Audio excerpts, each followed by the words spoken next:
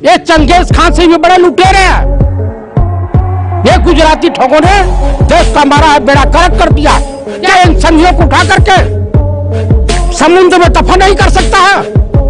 China का नाम लेने में इनकी पतलून गिरी हो जा रही है। इसमें आए दिन ब्राह्मणों की हत्या हो रही है। लगभग 15,000 ब्राह्मणों की हत्या हो चुकी है। ये चुनाव आयोग दलाली भंगवागिरी पे उतर गया। ईवीएम में घोटाले हो रहे हैं। सुप्रीम कोर्ट से फाइल गुम हो रही है, आज तक कभी गुम नहीं हुई। रक्षा मंत्रालय से फाइल गुम हो रही है, आज तक कभी स्वतंत्र भारत के इतिहास में नहीं हुई थी। इस सरकार में सब जायज है, क्योंकि मोदी है, सब मुमकिन है। देश के गद्दार हैं, देशद्रोही हैं। ये चंगेज खान से भी बड़े लुटेरे हैं। ये गुजराती ठगों ने देश का हमारा बेड़ा गर्क कर दिया। क्या इन संधियों को उठा करके समुद्र में दफन नहीं कर सकता है? चाइना का नाम लेने में इनकी पतलून गिरी हो जा रही है। इसमें आए दिन ब्राह्मणों की हत्या हो रही है। लगभग 15,000 ब्राह्मणों की हत्या हो चुकी है। ये चुनाव आयोग दलाली भंगवागिरी पे उतर गया। ईवीएम में घोटाले हो रहे हैं। सुप्रीम कोर्ट से फाइल गुम हो रही है, आज तक कभी गुम नहीं हुई थी।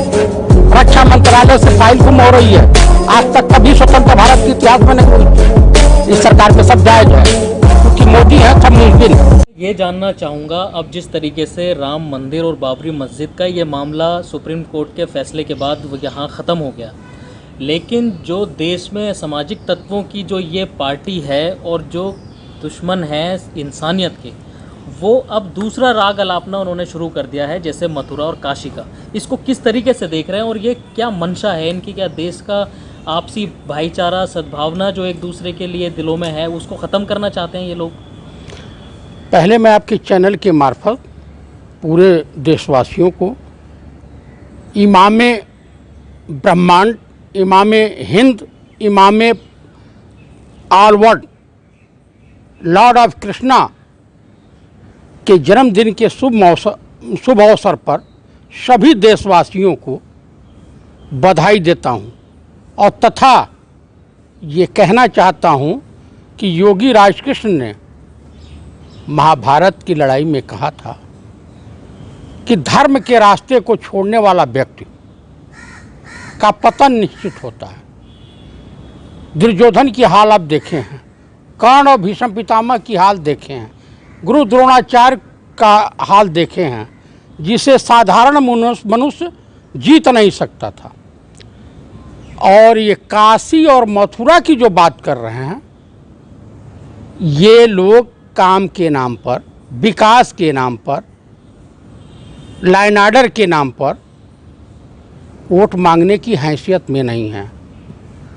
उत्तर प्रदेश का भी चुनाव 2022 में होने वाला है, उसके बाद बिहार का चुनाव इसी साल होने वाला है 2020 में, 2021 में केरला है, बंगाल है और तमाम कई स्टेट का चुनाव होने वाला है। तो इनके पास, आरएसएस वालों के पास, संघियों के पास, हाफ कच्छे वालों के पास, जुमलेबाजों के पास, बकैती मास्टरों के पास, ठगों के पास, धोखेबाजों के पास, कायरों के पास, सरेंडर करने वालों के पास, चाइना के आगे जिस देश की सरकार घुटने टेक दी हो, जिस देश का प्रधानमंत्री घुटने टेक दिया हो, उस दल की सरकार से आप हिंदू मुस्लिम के राइट के नाम पर के अलावा आप कोई कल्पना ही मत कीजिएगा। लेकिन इस देश का जो बेरोजगार नौजवान है, चाहे वो हिंदू हो, मुसलमान हो, सिख हो या ईसाई हो, रोटी सबको चाहिए, अन्न सबको चाहिए, सुख सुविधाएं सबको चाहिए। इस देश के तमाम रोजगार को लगभग 14 करोड़ 20 करोड़ हो जाएंगे, कोई दिक्कत नहीं, हो जाएंगे, कोई इससे इनकार नहीं किया जा सकता। तो ये हिंदू मुस्लिम राइट के अलावा इनके पास कोई रास्ता नहीं। आरएसएस को दंगा फैलाने का कीर्तिमान मिला हुआ है। ये गाय काट करके मंदिर में फेंक देंगे, सुअर काट करके मस्जिद में फेंक देंगे, उसी भड़क जाएगा। लेकिन मैं देशवासियों से हाथ जोड़ करके अपील करता हूं, अनुरोध करता हूं कि आप लोगों ने जो कर्म किया है आप लोग भुगत रहे हैं। इसलिए इस देश का अगर कोई विकास कर सकता है तो वो कांग्रेस की सरकार, जहाँ सेकुलरिज्म है, हिंदू मुस्लिम सिख ईसाई सबके लिए स्थान है। इस देश का जो भी विकास हुआ है वो कांग्रेस ने किया है, कांग्रेस की सरकारों ने किया है। कहते हैं 70 साल 70 साल 70 साल। अरे माननीय प्रधानमंत्री महोदय, ईश्वर आपको सद्बुद्धि दे। आज कृष्ण जन्माष्टमी है, कम से कम आपको ये घिनौनी हरकत छोड़ देनी चाहिए। गुजरात के 2 लाल और पैदा हुए थे, एक मोहनचंद करमचंद गांधी और महात्मा गांधी, और एक सरदार वल्लभ भाई पटेल। आपने तो गुजरात का नाम पूरी मिट्टी में मिला दिया। देखिए, मोदी जी का विकास और हिंदुज़म खतरे में उन्हीं को नज़र आता है जिनका भगवान मोदी हैं। जो लोग आसाराम को संत समझते हैं, वही हिंदू अंधभक्त कुछ हैं जो पगलाए हुए हैं, घूम रहे हैं। वो सारे पेशेवर अपराधी हैं। आज गोदी मीडिया के हाल देख लिया, अंजना ओम कश्यप, श्वेता सिंह और चित्रा त्रिपाठी, वो अरबन गोस्वामी, उसके बाद है अमीश देवगन, और ये सुमित का नाम है उसका कौन, रोहित सरदाना, और उसके बाद आप देख लीजिए रजत शर्मा। ये लोग क्या कर रहे हैं, कोठे की तरह से मोजरा दिखा रहे हैं। जो पैसा देता है उसी के सामने एक रोटी कपड़ा मकान आई थी, पिक्चर आपने देखा होगा या नहीं देखा होगा, तो राजेश खन्ना मुमताज़ की निर्मित पिक्चर है और समाज के बुराइयों पर बड़ा कुठाराघात करती है। उसमें गाना है कि नाच मेरी बुलबुल तुझे पैसा मिलेगा। यही हाल आज गोदी मीडिया, चाहे वाचक चैनल हो, एबीपी चैनल हो, दीपक चौरसिया का चैनल हो या रजत शर्मा का चैनल हो, ये तमाम चैनल का हाल वही है कि नाच मेरी बुलबुल तुझे पैसा मिलेगा। बस ये लोग डिस्को कर रहे हैं, मोजरे सुना रहे हैं। लेकिन देशवासी जो है आजकल सोशल मीडिया पर, मोबाइल पर यूट्यूब चैनल देखना ज़्यादा मुनासिब समझते हैं कि आप जैसे पत्रकारों को ईश्वर हमेशा खुशहाल रखें, बरकरार रखें, कि आप लोग कम से कम जनता की बात सरकार से और सरकार की बात जनता से। मीडिया का मतलब होता है मीडिएटर का रोल अदा करना। ये बखूबी यूट्यूब चैनल के तमाम पत्रकार बंधु ये कर रहे हैं। इसलिए मैं पूर्व सैनिक जयप्रकाश चतुर्वेदी, सत सनातनी ब्राह्मण समाज के तरफ से और समस्त कांग्रेसी भाइयों, कार्यकर्ताओं और नेताओं की तरफ से यूट्यूब जितने भी चैनल हैं, ईमानदार पत्रकार बंधु हैं, उनको शुभकामनाओं सहित श्री कृष्ण जन्माष्टमी के शुभ अवसर पर हार्दिक बधाई देता हूं और योगी राज कृष्ण से हाथ जोड़ के प्रार्थना करता हूं कि कृपया आप हमारे देश का भला करें। ये देश भुखमरी के कागार पर पहुंच चुका है। अभी चर्चा हो रही है मार्केट में कि इन्होंने IDBI बैंक, कौन कौन सा बैंक बेचने का एकदम, एक आध बैंक तो बेच भी डाले हैं। देश के तमाम कोऑपरेटिव बैंक जो है बंद हो गए हैं, घोटाले हो गए हैं, RBI खाली पड़ा है। ये देश आर्थिक रूप से पंगु हो चुका है, दिवालिया हो चुका है, सिर्फ औपचारिक घोषणाएं बाकी हैं। नौजवान वो चंद्रशेखर आज़ाद के रूप में भी पैदा हो सकता है, वो शहीद आजम भगत सिंह के रूप में पैदा हो सकता है, वो बुटकेश्वर दत्त के रूप में पैदा हो सकता है, वो पंडित नेहरू के रूप में भी पैदा हो सकता है, वो अशफाकुल्लाह खां के रूप में भी पैदा हो सकता है, अब्दुल कलाम के रूप में भी पैदा हो सकता है। और योगी राज कृष्ण ने कहा था महाभारत की लड़ाई में, अर्जुन युद्ध करो, धर्म की रक्षा के लिए युद्ध करो।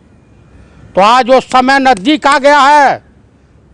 जिस प्रकार से स्वतंत्रता आंदोलन की लड़ाई में हमारे देश का हिंदू मुसलमान सिख ईसाई कंधे से कंधा मिला करके अंग्रेजों को 7 समुंदर पार फेंक दिया था, तो क्या लोकतंत्र और संविधान को बचाने के लिए, इस देश की अस्मिता को बचाने के लिए, इस देश के भूभाग का, अखंड भारत के निर्माण के लिए क्या इन संघियों को उठा करके समुद्र में दफन नहीं कर सकता है?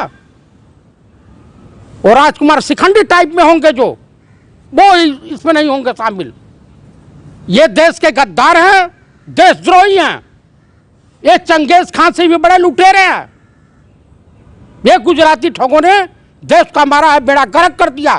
चाइना का नाम लेने में इनकी पतलून गिली हो जा रही है। उत्तर प्रदेश में आए दिन ब्राह्मणों की हत्या हो रही है। लगभग 15,000 ब्राह्मणों की हत्या हो चुकी है। भगवा वस्त्र पहन करके जितने अपराधी हैं, साधु के रूप में, शैतान के रूप में घूम रहे हैं। इस देश का विकास मंदिर और मस्जिद और चर्च और गुरुद्वारे से नहीं हो सकता। उसके आगे बैठ करके कायर, बकलोल हिंदू भीख मांग सकते हैं कटोरा लेकर के। ओ माय गॉड पिक्चर आई थी, उसको देख लीजिएगा, परवेश रावल वाली। ये कहा जाता है कि वीर भोग गया वसुंधरा, वीरों को भोग करने के लिए पृथ्वी बनी है, कायरों को नहीं।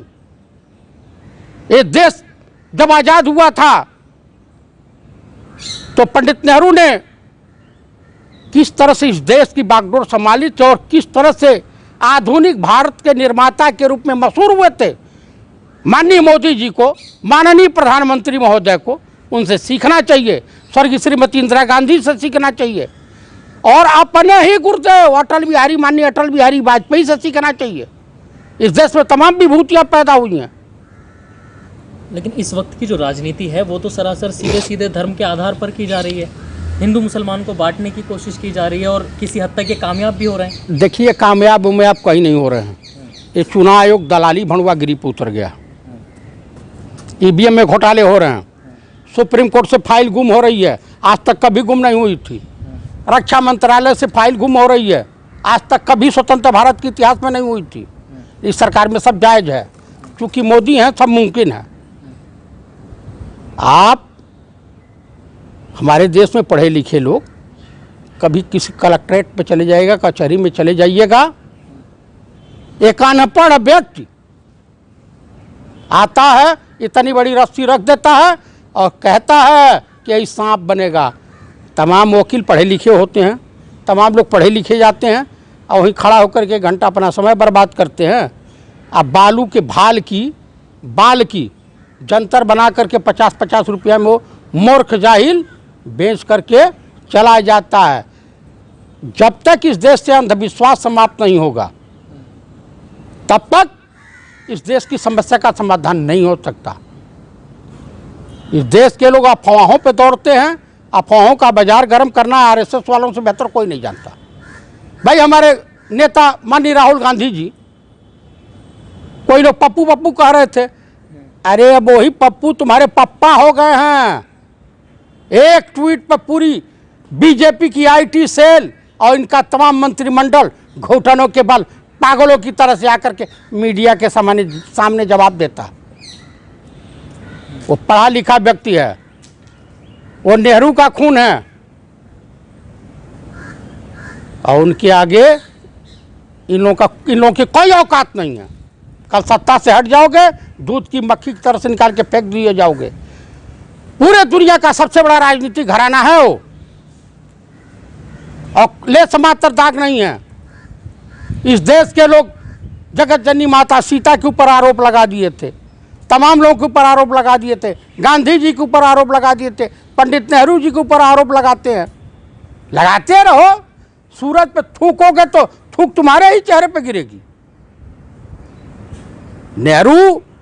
पंडित नेहरू पहले भी अमर थे, आज भी अमर हैं, और जब तक सूरज चांद रहेगा वो अमर रहेंगे। धन्यवाद। जय हिंद, जय भारत। देश के गद्दार हैं, देशद्रोही हैं। ये चंगेज खान से भी बड़े लुटेरे हैं। ये गुजराती ठगों ने देश का हमारा बेड़ा गर्क कर दिया। क्या इन संघियों को उठा करके समुद्र में दफन नहीं कर सकता है? चाइना का नाम लेने में इनकी पतलून गिरी हो जा रही है। देश में आए दिन ब्राह्मणों की हत्या हो रही है। लगभग 15,000 ब्राह्मणों की हत्या हो चुकी है। ये चुनाव आयोग दलाली भंडवा गिरी पे उतर गया। ईवीएम में घोटाले हो रहे हैं, सुप्रीम कोर्ट से फाइल गुम हो रही है, आज तक कभी गुम नहीं हुई थी। रक्षा मंत्रालय से फाइल गुम हो रही है, आज तक कभी स्वतंत्र भारत के इतिहास में नहीं हुई थी। इस सरकार में सब जायज है, क्योंकि मोदी है, सब मुमकिन है। देश के गद्दार हैं, देशद्रोही हैं, ये चंगेज खान से भी बड़े लुटेरे हैं। ये गुजराती ठगों ने देश का हमारा बेड़ा गर्क कर दिया। क्या इन संधियों को उठा करके समुद्र में दफा नहीं कर सकता है? क्या यहाँ का नाम लेने में इनकी पतलूनगिरी हो जा रही है? उसमें आए दिन ब्राह्मणों की हत्या हो रही है, लगभग 15,000 ब्राह्मणों की हत्या हो चुकी है। ये चुनाव